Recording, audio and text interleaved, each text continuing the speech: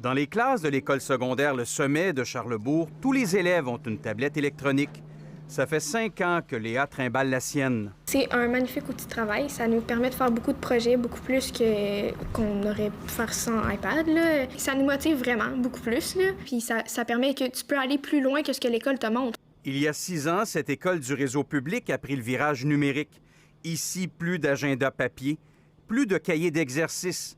Presque tout se fait sur la tablette et ça plaît à Jacob. En maths, on peut aller chercher des capsules informatives si on a plus de complications ou de difficultés. On peut aller chercher des cahiers en ligne pour des exercices.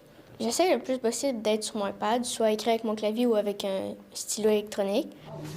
Dans cette école de 1000 élèves, les professeurs utilisent leur tablette pour enseigner. Hier, vous avez fait un problème. C'est un outil qu'on utilise le plus qu'on peut. Puis, je vais être franc avec vous, il y a des matières que ça s'applique plus que d'autres. Là. Il y a plusieurs enseignants encore au Québec qui passent leur cours à remplir des tableaux. Là.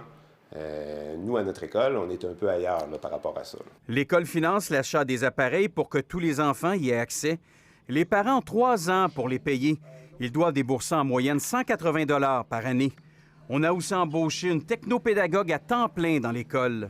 Je m'occupe de former les enseignants, de former les jeunes élèves là, à utiliser les applications, à utiliser les technologies en classe. Résultat, quand les écoles ont fermé à cause de la pandémie, tout le monde ici était prêt à faire l'école à distance. Les élèves n'avaient pas à se soucier de s'approprier leur outil de travail. Donc, en fait, rapidement, on a pu s'organiser, poursuivre au niveau de l'enseignement, de l'apprentissage, mais aussi d'avoir un contact, je vous dirais, rapide avec nos élèves. C'est sûr qu'on connaissait notre outil et pendant la quarantaine, l'école à distance, ça a été... Moi, j'ai trouvé ça pas un changement drastique. Nous, je pense qu'on aurait été prêts là, 2 jours après qu'ils ont fermé les écoles, là, le 13 mars. Je pense que le 15 mars, on aurait pu embarquer en enseignement en ligne directement. Là. Pour être prêt en cas de deuxième vague du coronavirus, le gouvernement du Québec a débloqué 150 millions de $ pour l'achat d'équipements informatiques. Au Centre de services scolaires de Montréal, on va acheter 10 000 appareils. En Beauce, près de 7 000. On va doter chaque élève du secondaire d'un Chromebook, d'être sûr que chaque étudiant puisse avoir un appareil. Donc, advenant le cas qui arrive, c'est la deuxième vague et qu'on est obligé de fermer les écoles, bien, on sait que nos élèves vont être déjà outillés.